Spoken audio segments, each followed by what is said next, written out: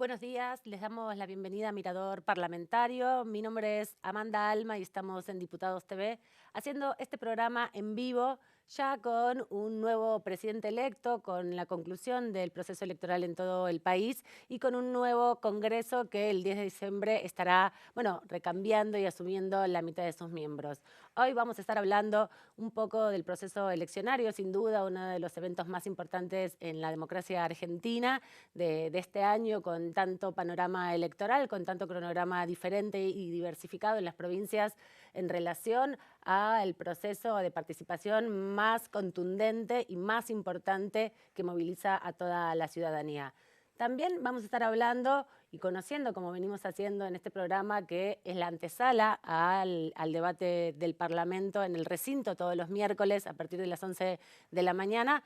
Vamos a seguir conociendo los pormenores del desarrollo de los trabajadores y trabajadoras de esta casa que nos reciben diariamente y que garantizan el funcionamiento también de la democracia. Vamos a estar hablando de este edificio histórico que está en el centro de la ciudad de Buenos Aires y también específicamente del Molino, que es un edificio histórico frente a la Cámara de Diputados de la Nación, al Congreso Nacional, en las intersecciones de la avenida Rivadavia y Callao, donde, históricamente se han reunido los legisladores, ha pasado parte de la historia política de la Argentina y hace varios años viene en un proceso de restauración.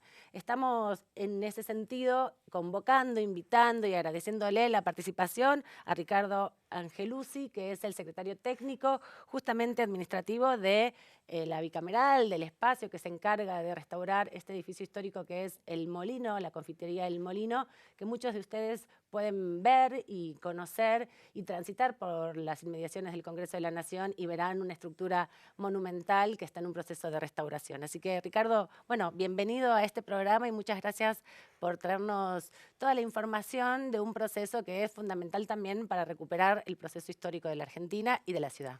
Bueno, muchas gracias a ustedes, en primer lugar.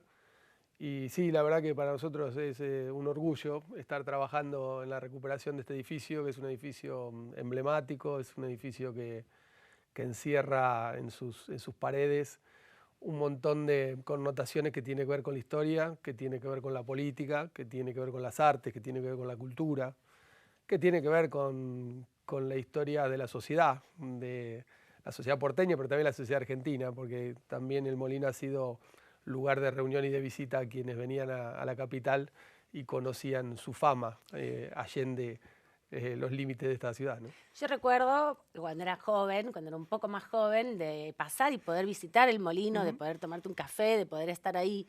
¿Cómo fue este proceso de recuperación? ¿Qué es lo que se está haciendo en el Molino? Porque hace muchos años que lo vemos Ujú. cerrado y tapiado y nunca sabíamos bien qué estaba pasando a través de sus Sí, puertas. sí, lamentablemente la historia del Molino, bueno, es un edificio privado. Lo primero que hay que comentar que fue un edificio privado, Ujú, un edificio perteneciente en el final a la familia Rocatagliata, y fue cerrado a partir de la quiebra de la confitería en el año 97 definitivamente. En el año 96 y unos meses después, en el 97, cerró ujú. definitivamente. O sea que el edificio ya tenía 22 años cerrado, y más allá de cerrado, en un estado de abandono importante, porque el edificio no había sido mantenido a pesar de su cierre. Ujú. Es un edificio que es contemporáneo al Palacio Legislativo, o sea, es una construcción de la misma época, originada en el traslado de la confitería del Molino, que originariamente estaba sobre la avenida Rivadavia y Rodríguez Peña, Ujú. cuando se ensancha el eje que conecta la Casa Rosada con el Parlamento y el Parlamento termina teniendo su radicación actual.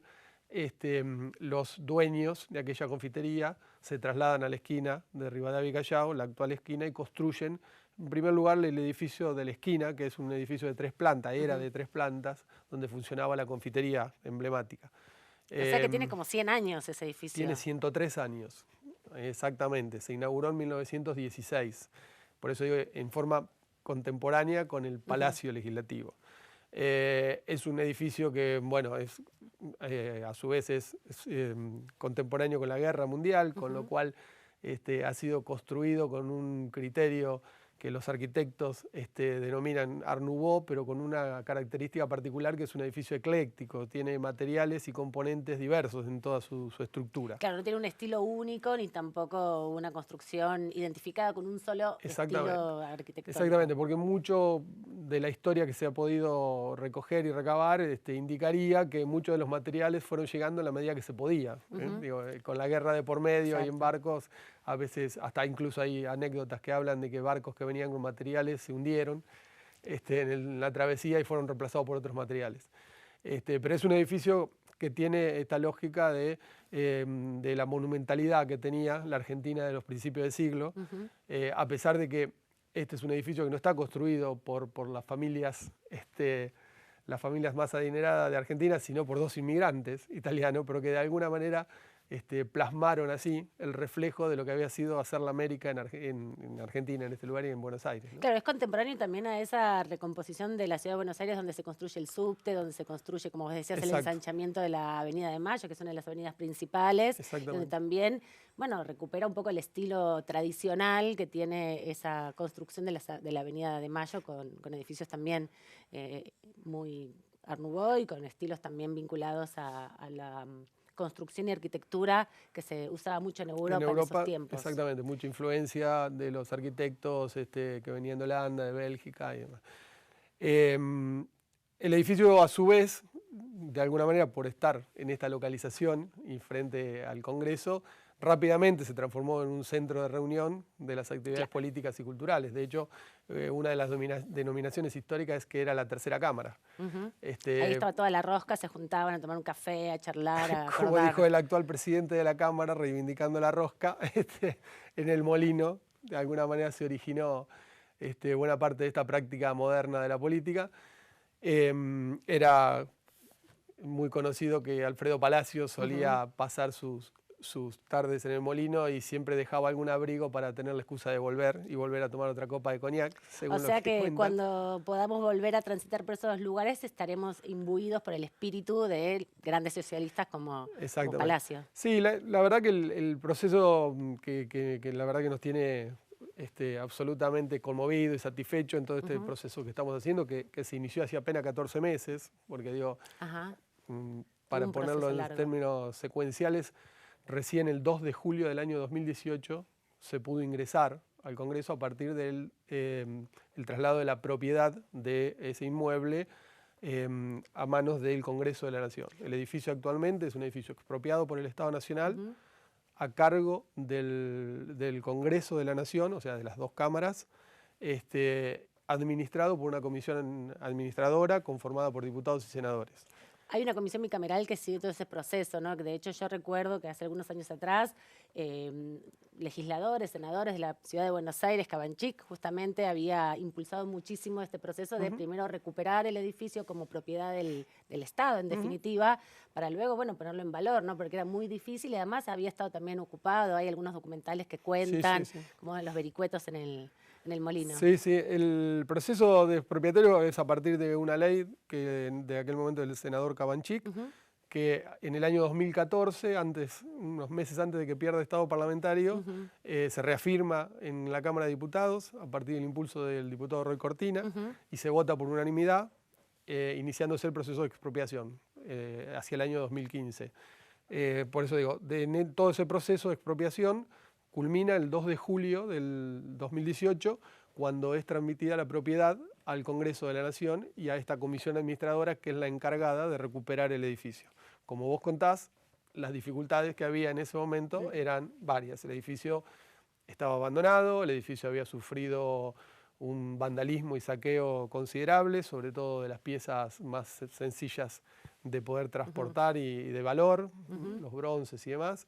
El edificio no tenía servicios, ningún tipo de servicio. El edificio tenía todo lo que se puedan imaginar que se encuentra en un edificio de 22 años abandonado en el centro de Buenos Aires, en la esquina de Rivadavia Callao, en el centro de las manifestaciones y demás. Y el proceso de recuperación, ya más en términos de restauración, ¿no? Más que de recuperación en ese sentido, qué implica y también, bueno, la expectativa es cuándo vamos a poder ingresar Tomar un finalmente. café. Sí, no sé si un café, pero por lo menos entrar y circular ya, ¿no? Con los trabajadores y trabajadoras que están restaurando. Está.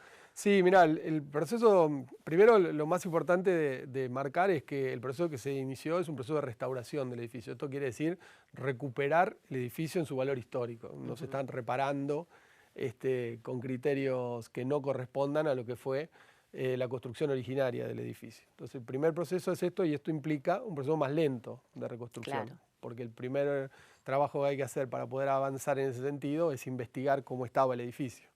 Nosotros hemos encontrado paredes, metros y metros cuadrados, no un pedacito, sino metros y metros cuadrados, de paredes que eran de estuco, que es un símil mármol, pintada con 9 manos de pintura. Wow, Entonces, sí. hubo que encontrar las 9 manos de pintura para poder encontrar el mármol y ahora estamos recuperando el estuco símil mármol. Entonces, digo, ese proceso es un proceso lento y artesanal. Y además son quienes trabajan en el equipo de trabajo, son personas vinculadas a la restauración de obras artísticas, ¿no? Y de edificios, porque es un patrimonio fundamental para la memoria histórica y también para la arquitectura de la Argentina y de la ciudad en particular. Sí, para decirte en grandes rasgos, nosotros estamos trabajando con este criterio de restauración sobre 4 componentes básicos, que son los metales, lo que tiene que ver con los bronces y demás, los vitrales.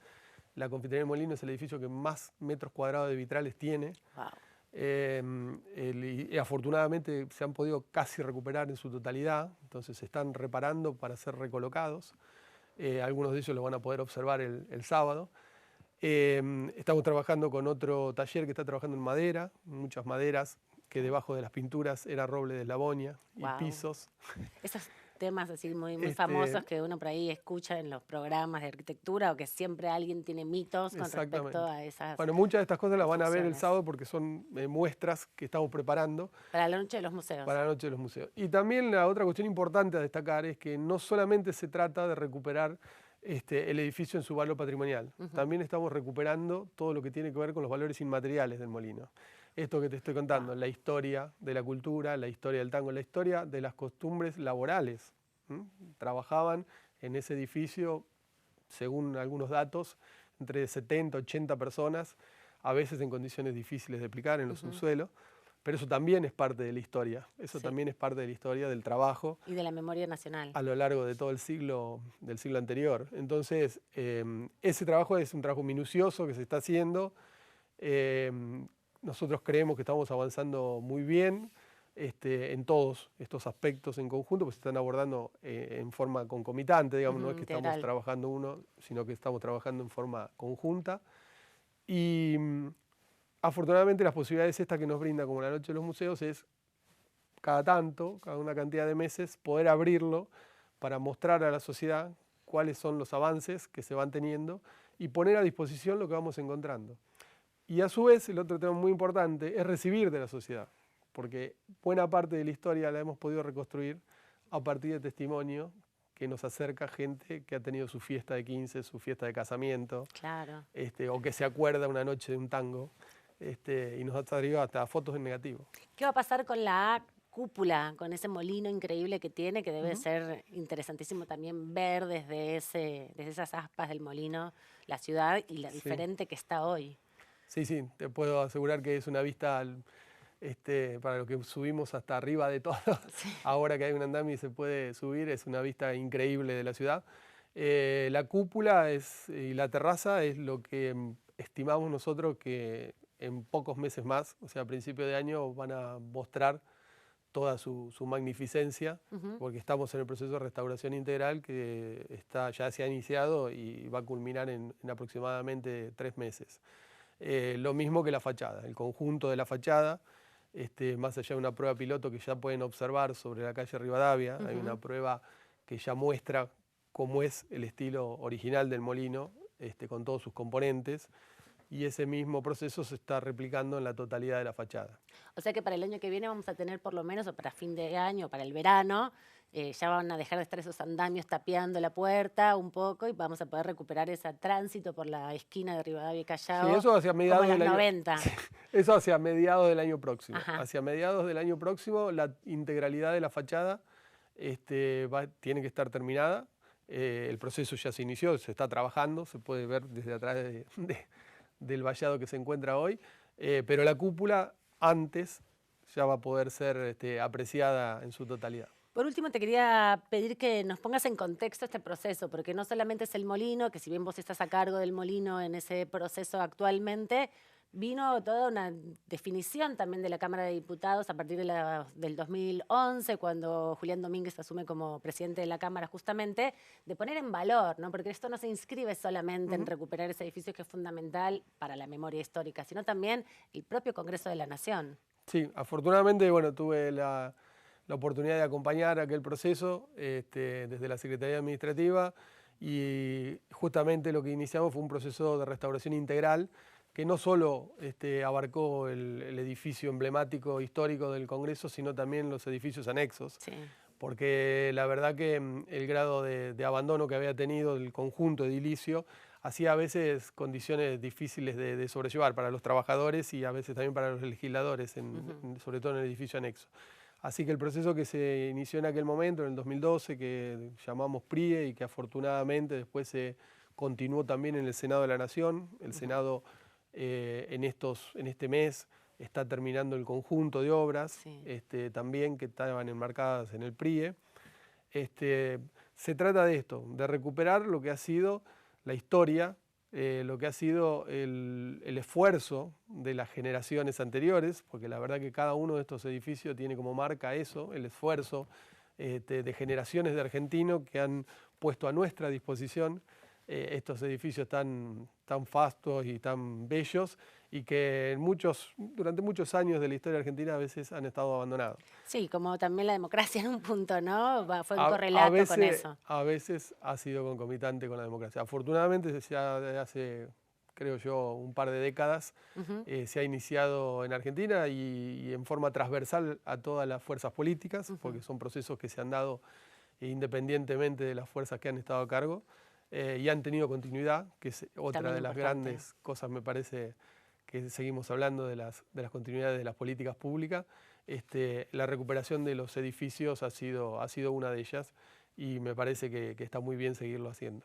Bueno, Ricardo, muchas gracias por haber venido hoy a contarnos sobre el molino. Ricardo Angeluzzi, lo voy a decir bien para nombrarlo como corresponde, es el secretario técnico administrativo del Molino y van a poder visitarlo este sábado en la Noche de los Museos. Más tarde vamos a estar hablando también con el equipo de Somos Cultura de Diputados TV para que nos cuenten los detalles, pero no se pierda la oportunidad de recorrer uno de los edificios emblemáticos de la Argentina, de la Ciudad de Buenos Aires y de la democracia nacional que tanto nos ha costado sostener a lo largo de los años. Vamos a una pausa y volvemos con mucha más información en Mirador Parlamentario.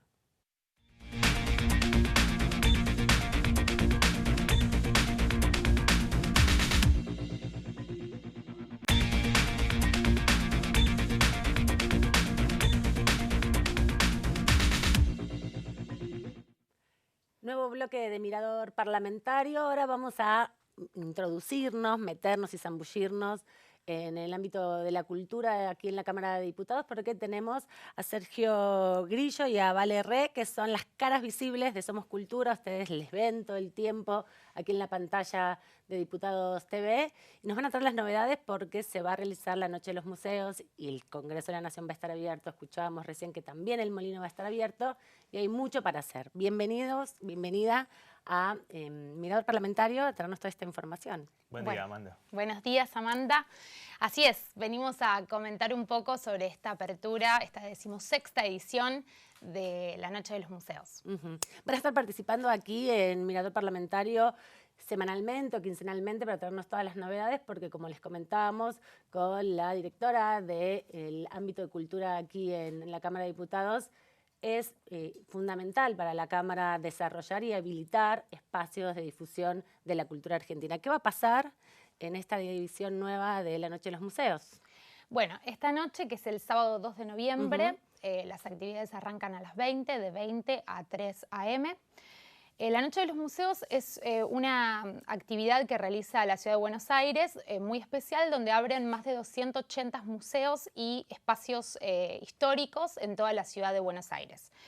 Y el Congreso vuelve a ser protagonista en esta noche tan especial con varias propuestas artísticas. Por un lado vamos a tener visitas guiadas en el Palacio Legislativo, que es una linda oportunidad para conocer las instalaciones del Congreso. Y seguramente todos los espíritus de los legisladores van a estar rondando a esa hora de la madrugada. Exacto, tiene una mística de noche por las luces, tiene otra mística. La apertura del molino, que como bien mencionó antes Ricardo, se vuelve a abrir el molino para visitar las partes que ya están restauradas y que ya se puede transitar, que el año pasado fue muy lindo, donde se acercaban vecinos a contar historias y experiencias y vivencias que habían tenido en su momento en la confitería. Y bueno, y después vamos a tener 2 escenarios en la calle con varias propuestas culturales, artísticas, música, danzas. Y también muy importante, la Orquesta de Cámara va a brindar 2 conciertos extraordinarios en el anexo A de la Cámara, uno 21:30 y otro 23:30. Todas las actividades son de entrada libre y gratuita. O sea que la idea no solamente es visitar el Congreso, sino también poder salir del Congreso a la calle y, bueno, abrir las puertas de las actividades que se realizan. Exacto, sí. Lo cierto es que desde hace varios meses venimos trabajando con las diferentes áreas del Congreso de la Nación, porque es un evento que involucra y afecta a las diferentes direcciones que integran el Congreso. Y la verdad que estamos muy contentos porque es una noche muy esperada. No solo porque abrimos el Congreso, sino que también tenemos a la gente que busca justamente conocer el patrimonio cultural que tiene nuestra nación. Y bueno, y se genera esta interacción, ¿no? Este feedback con el público. El año pasado, en la edición anterior, la figura estuvo centrada en Sarmiento, porque se cumplía su presidencia y año de fallecimiento. En esta oportunidad, en esta edición, va a estar centrada en lo que es el patrimonio cultural inmaterial. Es decir, esto se va a desprender a través de muestras, diferentes propuestas artísticas, culturales. Va a haber 2 escenarios instalados al aire libre, en la calle, uno frente al Palacio sobre la avenida Rivadavia y otro sobre la Hipólito Yrigoyen. Sobre el Senado. Exacto, en el Senado, donde está el Museo Parlamentario. Bueno, ahí van a estar desfilando diferentes artistas, divididos por regiones, y la idea justamente es esto, ¿no? Mostrar las costumbres y revalorizarlas como se merecen, ¿no? Es parte también del trabajo que ustedes hacen cotidianamente acá en Somos Cultura, de mostrar cómo la Cámara abre sus espacios para que la sociedad, la ciudadanía pueda mostrar las distintas expresiones artísticas que hay.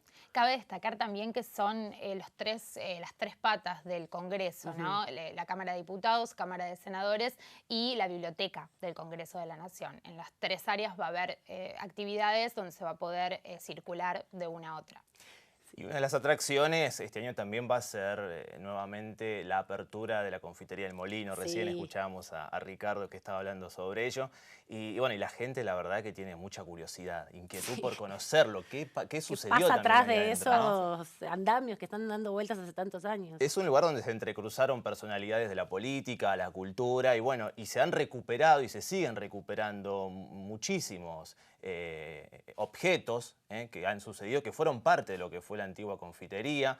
Y bueno, es una forma justamente de revalorizarlo como patrimonio histórico. Hace 16 años, ¿no?, que se hace la Noche de los Museos más o menos, y el Congreso de la Nación viene aportando distintas experiencias. ¿Cómo van viendo ustedes o qué van diciendo también aquí en los pasillos del Congreso con respecto a las visitas de la ciudadanía, la diferencia que hay, no sé, de un año al otro, las propuestas, cómo se encaran y se piensan? Bueno, la verdad es que a diferencia de lo que fue años anteriores, fuimos notando que se fue duplicando la cantidad de personas, de visitantes que tuvo el Congreso en general. Y bueno, y la verdad que las expectativas para este año yo creo que también son superiores, donde además también coincide con el cierre de una gestión, que no es un dato menor. Y bueno, se le está poniendo mucho esfuerzo para que la gente pueda justamente disfrutarlo en su totalidad, todo lo que ofrece el Congreso de la Nación. Desde el punto de vista artístico, cultural, y bueno, y también que sea una fiesta en realidad para toda la familia. Hay propuestas también para chicos, en donde pueden hacer un tour virtual en 360 grados, eso también va a estar instalado sobre la avenida Rivadavia, al aire libre. La Farfala, que es un grupo de circo de malabaristas, zanquistas, que van a estar en permanente interacción con la gente para, bueno, entregando folletería y haciendo un poco más amena ese recorrido. También comentaban ustedes que va a haber recitales de expresiones artísticas de distintas provincias. ¿Hay ya un cronograma donde se pueda visitar o uno viene y se encuentra el sábado con la propuesta? Por supuesto, no, pueden ingresar a diputados.gov.ar, allí van a encontrar el cronograma completo. Otra de las alternativas también es visitar las redes sociales de Cultura Diputados, @culturadiputados, tanto en Facebook como en Instagram. Ahí tienen todo el cronograma completo de las actividades que se van a estar desarrollando este sábado. Vamos a tener el Ballet Nacional, el ballet Folclórico Nacional. Bueno, la Farfala, como comentó Sergio, que es un grupo de performance, de circo, que van a estar toda la noche haciendo de las suyas entre la gente, que ya participaron y es muy lindo de ver y de disfrutar. Sudacas, danza contemporánea. Bueno, hay muchas propuestas musicales y de danza. Y lo que decías también, que tiene que ver con la orquesta de la Cámara, ¿no? Que es una manera, una forma, a veces les vemos a algunos de ellos tocando el himno nacional en la apertura de la sesión, pero es un momento también súper interesante porque, bueno, tiene que ver con parte del patrimonio cultural de la Cámara propiamente dicho. Sí, la Cámara va a brindar 2 conciertos extraordinarios, uno 21:30 y otro 23:30 en el anexo A de la Cámara. Bueno, entonces se tienen que acercar hasta acá, hasta la Cámara de Diputados de la Nación, al Congreso, aquí en las intersecciones de Avenida Rivadavia, Entre Ríos y Callao, justo cambia de nombre por la Avenida Rivadavia. ¿A partir de qué hora van a estar? De las 20 horas, a partir de las 20 hasta las 3 de la madrugada del día domingo, van a poder estar recorriendo y disfrutando de todas las propuestas que ofrece el Congreso de la Nación. Y de aquí pueden también ir a circular por otros lugares, también en las inmediaciones del Congreso, que también van a estar abriendo sus puertas porque son los museos, son los espacios culturales de la ciudad. Es también parte del patrimonio de la construcción colectiva que venimos desarrollando aquí en la ciudad de Buenos Aires. Muchas gracias por esta primera intervención en Mirador Parlamentario. Van a estar viniendo todas las semanas o cada 15 días a contarnos las novedades, que son muchísimas en la Cámara, sobre el quehacer cultural de la Cámara de Diputados, que abre, como decimos siempre, sus puertas para que la ciudadanía pueda también mostrar su capacidad artística. Seguimos en Mirador Parlamentario, estamos hasta las 12 del mediodía aquí con toda la información. Vamos a abocarnos ahora en un ratito nada más a analizar el resultado electoral, de cara también al escrutinio definitivo que va a dar algunas definiciones más sobre la composición final de la Cámara de Diputados. Seguimos después de esta pausa.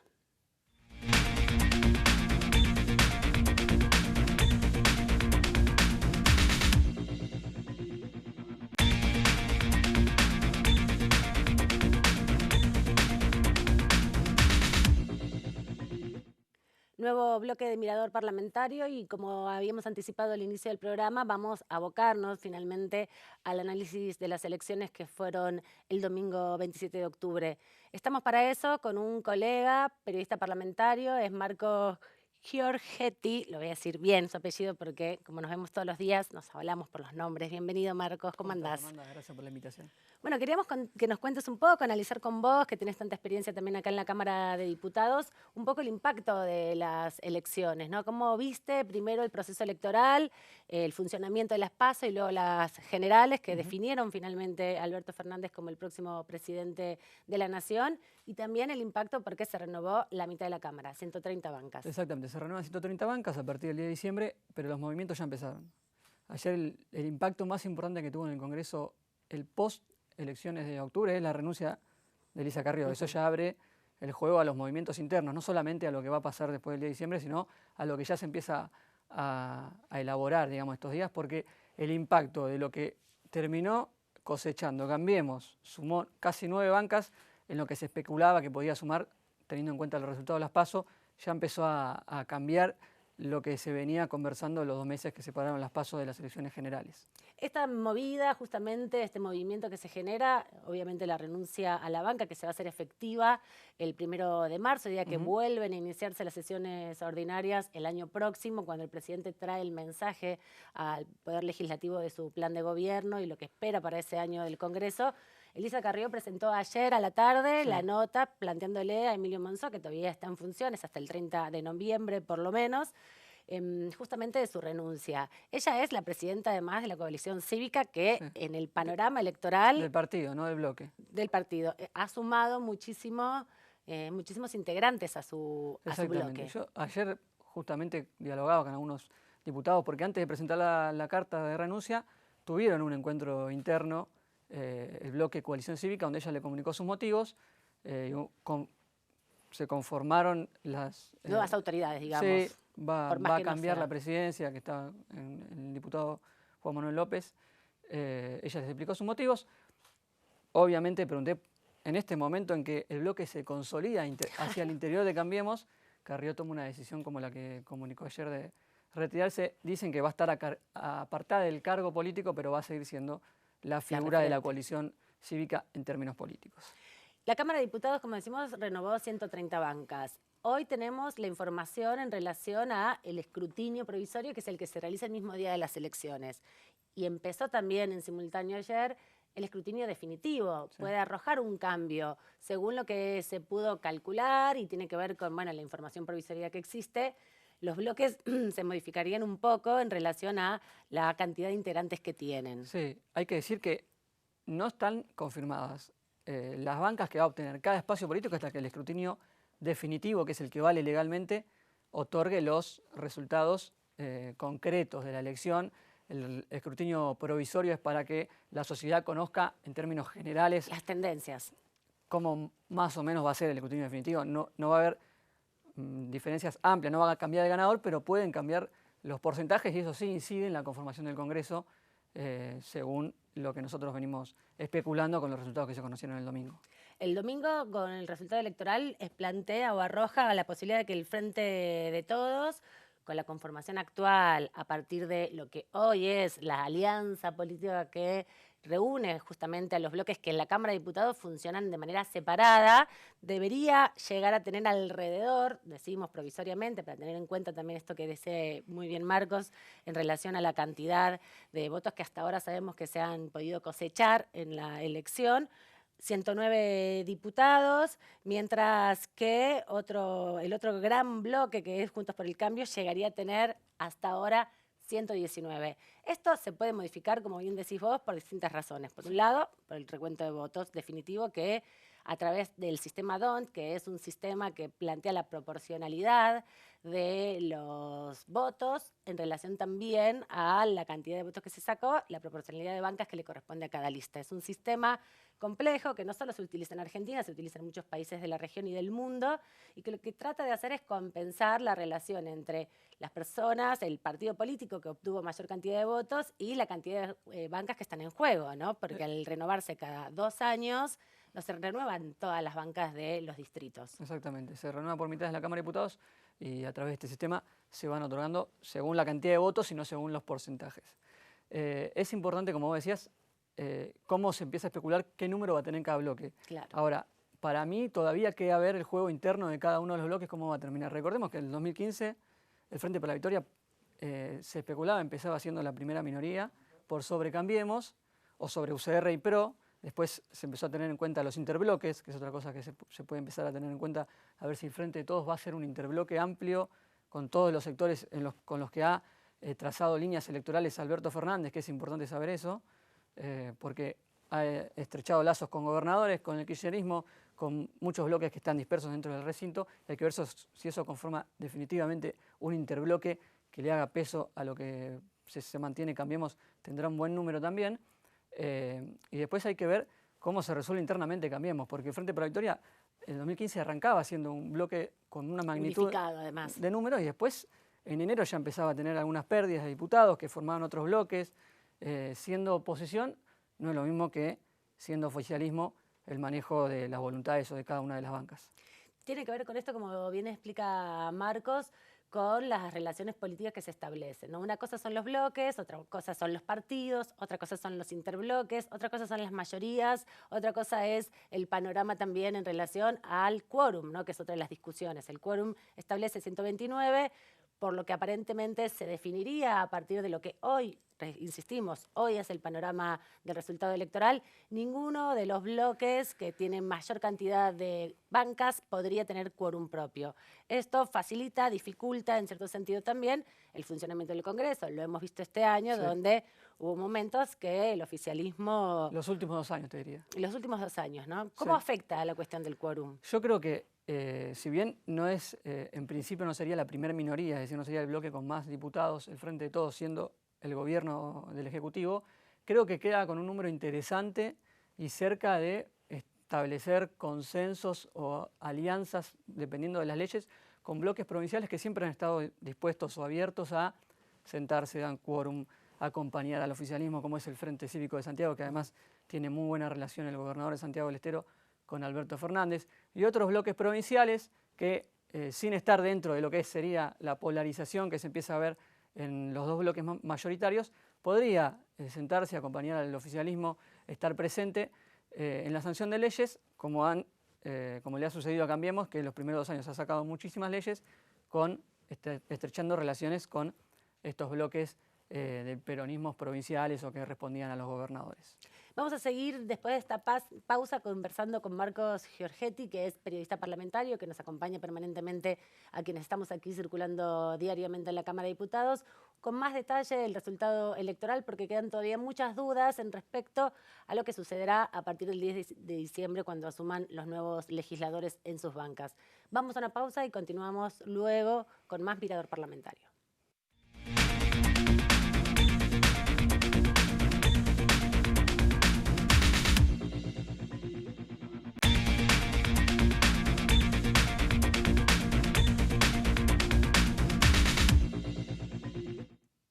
Último bloque de Mirador Parlamentario. Seguimos conversando con Marcos Giorgetti, periodista parlamentario, sobre lo que dejó la elección del pasado 27 de octubre y cómo va a impactar aquí en la Cámara de Diputados. Hay 3 artículos de la Constitución Nacional que establecen cómo es la modalidad, cómo se define cuántos diputados tienen que ir por cada uno de las provincias, de los distritos electorales. También hay una ley que es de la dictadura militar, que todavía se sostiene a lo largo del tiempo, de 1980, que estableció un piso mínimo de cantidad de habitantes para definir cuántos son los diputados. Lo que se estableció finalmente, en definitiva, es que son mínimamente 5 los diputados que tienen que representar a cada distrito electoral. Esto quiere decir a cada una de las provincias, incluida la ciudad de Buenos Aires. ¿Por qué se busca la proporcionalidad en la representación? El país es muy grande, el país tiene una densidad poblacional diferente, no todas las provincias tienen la misma cantidad de habitantes, lógicamente, y hay una concentración muy importante en la provincia de Buenos Aires, por eso es el distrito con mayor cantidad de representación.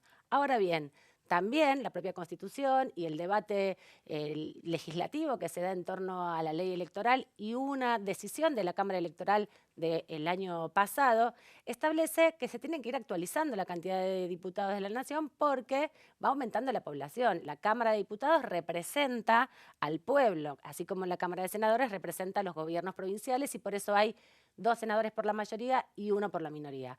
Pero como es la Cámara de Diputados un espacio donde se representan las distintas voces y expresiones políticas, hay partidos políticos por ahí provinciales o minoritarios que no tienen alcance nacional, que también tienen el derecho a la representación de la voz pública. Por eso hay una demora y es la Cámara Electoral que estableció a través de una resolución que debe actualizarse el número de los 257 diputados de la Nación. Y algo que también establece la Constitución Nacional es que no se puede disminuir la cantidad de diputados que hay. Por más que haya menos gente, no se puede bajar el nivel de representación. Siempre debe ser hacia adelante. El último proceso que se estableció fue, como les comentaba, en 1980, a partir del censo del año 80, porque la población se mide cada 10 años a partir del censo nacional.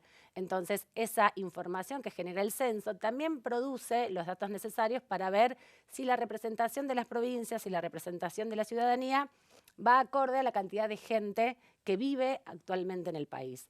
Esa demora, que tiene bastantes décadas, bueno, también es parte de la controversia en términos de lo que desarrollamos como sociedad en consolidar la democracia. ¿Por qué es importante que haya más diputados y diputadas? Porque va a haber más voces, mayor diversidad de voces y mayor posibilidad de repartir a partir del sistema DONT, como bien comentábamos hace un rato con Marcos, de la proporcionalidad de los votos que se obtienen con las representaciones. Esto es un debate que todavía está vigente, que necesita y requiere una respuesta y que seguramente en el año próximo, que deba hacerse nuevamente el censo, va a volver a estar en la palestra aquí en la Cámara de Diputados. Y esto también tiene que ver fundamentalmente con el fortalecimiento de la democracia, con la participación. Este es el periodo más largo de la historia argentina donde hubo continuidad democrática, donde no hubo interrupción del sistema democrático por ninguna dictadura militar. Entonces, sin duda, requiere este tiempo que volvamos a pensar la distribución de las representaciones en la Argentina, insistiendo de que no va a disminuir la cantidad de diputados que se representa hoy en la ciudadanía de 257, sino que habría posibilidades de que se incremente en algún porcentaje los diputados de los distintos distritos.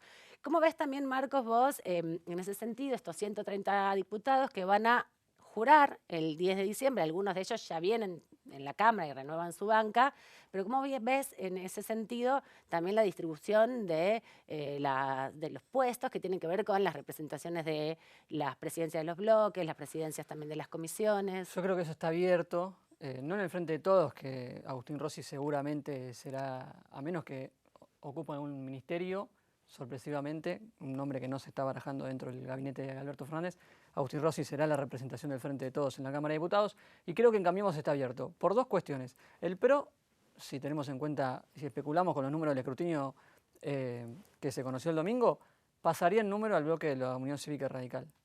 Eso abre el juego internamente en el que el interbloque Cambiemos, el PRO, el macrismo, pueda pedir el lugar que hoy tiene el radicalismo con Mario Negri como presidente del interbloque. Mario Negri es el presidente del interbloque Cambiemos porque el interbloque constituye la unificación del PRO, el radicalismo y la coalición cívica. De esa alianza, la Unión Cívica Radical era hasta este momento, va a ser hasta el 10 de diciembre, el bloque mayoritario, mayor cantidad de diputados hacia el interior de Cambiemos. Eso puede cambiar el 10 de diciembre y el PRO tendría el derecho, digamos, en términos políticos, de reclamar el lugar del interbloque de la presidencia del interbloque Cambiemos como el bloque con más diputados hacia el interior de la fuerza. Eso está abierto. Y después, hacia el interior del radicalismo, ya también se empieza a especular con que el gobernador de Mendoza, Cornejo, viene siendo el conductor del partido a nivel nacional del radicalismo y podría llegar a disputarle la presidencia del bloque radical a Mario Negri. Eso también entonces abre juego a internas muy importantes en el bloque Cambiemos, que tendrán que saldarse en términos políticos de lo que queda de estos meses hasta el 10 de diciembre. Además de la asunción el 10 de diciembre de los diputados y los senadores que fueron electos, todavía queda hasta el 30 de noviembre, que es el momento donde culminan las sesiones ordinarias, mucha tarea por hacer. El trámite electoral, que llevó muchos meses, empezó en febrero, recordemos que las elecciones en La Pampa, acaba de culminar ahora el domingo que pasó. Bueno, fueron muchos meses con una tensión muy grande porque podía cambiar, de hecho cambió el signo político que va a llevar adelante el Ejecutivo Nacional y en varias provincias también ha cambiado los ejecutivos. En ese sentido, también es interesante saber que falta muchísimo trabajo que realizar en la Cámara y quedan 40 días. Fue un año realmente atípico por no solamente la elección nacional, que además tuvo unas primarias, que es la segunda vez la tercera vez que se elige presidente con primarias abiertas. Esto trastocó un poco el ritmo ya a nivel nacional, a nivel legisladores nacionales abocados a las campañas, pero además casi todos los fines de semana una elección provincial importante de gobernador, lo que también configuraba una especie de anticipo o termómetro de lo que podía hacer a nivel nacional. Entonces todos los diputados estaban pendientes de las campañas en cada una de las provincias y se suspendía muchísimo el trabajo en la Cámara de Diputados. Lo que va a quedar pendiente es nada más y nada menos que el presupuesto nacional, que no tiene tratamiento de comisión siquiera. No, porque ingresó el 15 de septiembre y ya estaba el proceso electoral en marcha, ya estaban las PASO resueltas, de hecho. Eso debe acelerarse, no es un trámite lento el del presupuesto, y tiene que tener trabajo en comisión, la sanción, y después tiene que quedar tiempo para que lo sancione el Senado. Y además, según cuentan, según informan desde el peronismo, apuntan a que al menos haya una sesión ordinaria antes del 30 de noviembre con dos temas puntuales que les interesan a los que están cerca de Alberto Fernández, que es el tema de la ley de góndolas, que ya tuvo tratamiento en comisión, y el tema de la ley de alquileres, que está pendiente del tratamiento en comisión. Son las dos leyes que quieren tratar en el recinto antes de la finalización de este periodo ordinario de sesiones. También recordamos que este mediodía, ahora cuando nosotros estamos terminando ya Mirador Parlamentario, va a volver la actividad en la Cámara de Senadores. En este caso se va a juntar la comisión bicameral que debe desarrollar los mecanismos para la elección del Defensor del Pueblo, un mecanismo que viene demorado desde el 2009, que no se elige Defensor del Pueblo por mecanismos ordinarios como tiene que ser en términos de concurso. Hubo un intento en el 2017, pero no se saldó el proceso finalmente, y es una responsabilidad también de las dos cámaras del Congreso de la Nación. Lo hemos visto también con la Defensoría de Niños, Niñas y Adolescentes en un proceso súper interesante, no solamente de concurso público, sino también de evaluación, de sistema evaluatorio para elegir al mejor defensor de los niños. En ese caso, ahora en minutos nada más comenzará la actividad en términos de establecer los mecanismos para elegir el defensor del pueblo. Esto sucede también en el marco de que se definió la elección y que el presidente de esta Cámara, Emilio Monzó, es el que debe desarrollar las actividades que faltan para los próximos días, ¿no? Faltan 20, 30 días para que termine prácticamente la actividad parlamentaria y por eso requiere esta cuestión. Así que vamos a seguir con más información cuando nos encontremos la semana que viene. Muchas gracias, Marcos, por este análisis de las elecciones. Nosotros nos despedimos de Mirador Parlamentario. Hasta la próxima semana.